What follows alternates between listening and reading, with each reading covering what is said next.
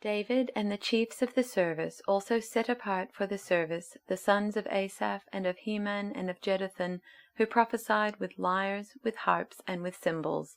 The list of those who did the work and of their duties was: they were all under the direction of their father in the music in the house of the Lord, with cymbals, harps, and lyres for the service of the house of God.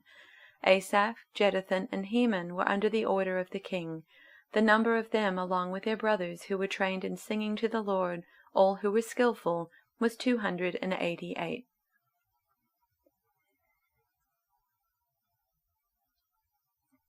David and the officers of the army also set apart for the service the sons of Asaph and of Heman and of Jeduthun, who should prophesy with lyres, harps, and cymbals.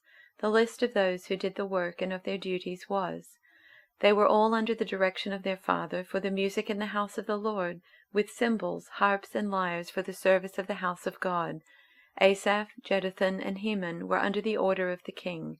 They and their kindred who were trained in singing to the Lord, all of whom were skillful, numbered 288.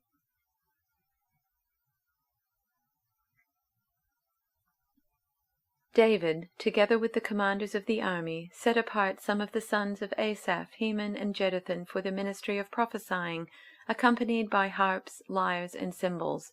Here is the list of the men who performed this service. All these men were under the supervision of their father for the music of the temple of the Lord, with cymbals, lyres, and harps, for the ministry at the house of God. Asaph, Jeduthun, and Heman were under the supervision of the king. Along with their relatives, all of them trained and skilled in music for the Lord, they numbered 288.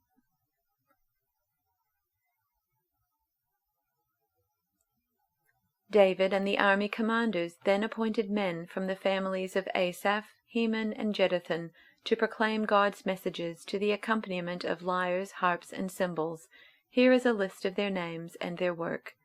All these men were under the direction of their fathers as they made music at the house of the Lord. Their responsibilities included the playing of cymbals, harps, and lyres at the house of God. Asaph, Jeduthun, and Heman reported directly to the king. They and their families were all trained in making music before the Lord, and each of them, 288 in all, was an accomplished musician.